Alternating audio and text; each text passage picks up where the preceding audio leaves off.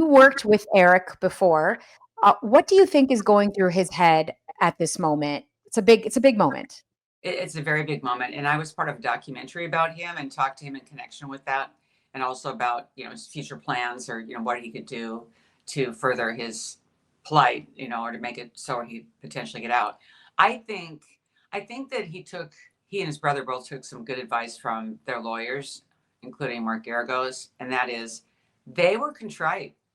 They said some things that would indicate that they listened to the prosecutor. The prosecutor said they're not rehabilitated because they won't admit what they did, and they won't admit that the abuse excuse was a lie. Well, they didn't go that far to say that was a lie, but they did say that they did kill their parents. They have enormous remorse, and things like that. So I think in their minds, maybe that was cathartic, to say that.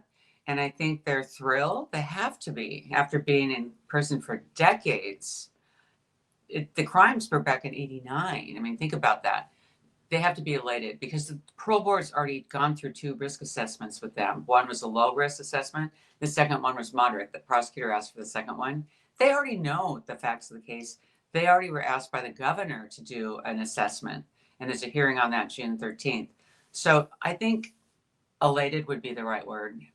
Relieved, maybe feel that it's been cathartic, but also feel that there'll be controversy that they're going to have to face if indeed they get out. I mean, do you anticipate any roadblocks, legal No. or otherwise, in their release now from prison?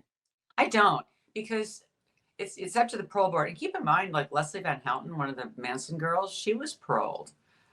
There were some roadblocks for her, but eventually she was paroled. Sirhan, there were roadblocks for him. He killed Bobby Kennedy, but then of course he went through with some success. So there's a light at the end of the tunnel for a lot of people in California, and that light is there for the Menendez brothers. How do you think they're going to adjust to life outside if they're released?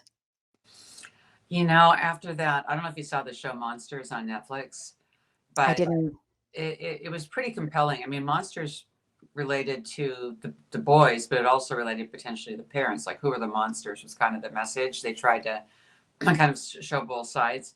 But that having been said, they're in celebrity status. So are they going to be doing a talk show circuit? Are they going to write a book? Are they going to just go quietly into private lives? It's going to be really interesting to see because that people are going to want to hear from them. And the question is whether or not they comply. I helped Amanda Knox in her case on the media in Washington State. And when she came home, she said she didn't want any press. And so the Seattle press basically did a joint letter saying, we'll leave you alone. And they did.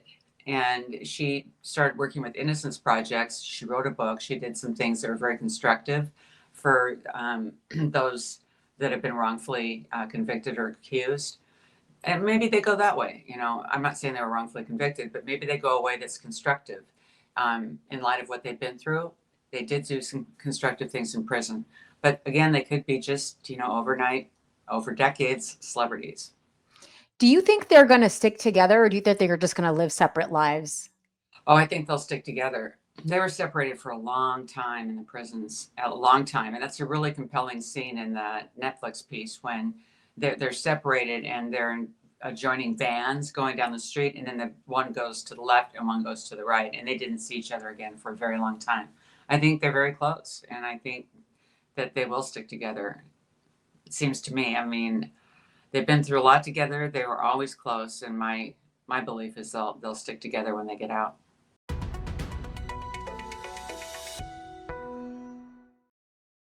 Thank you for watching. Subscribe below and download our NewsNation app right now on your phone, and you will get fact-based, unbiased news for all Americans.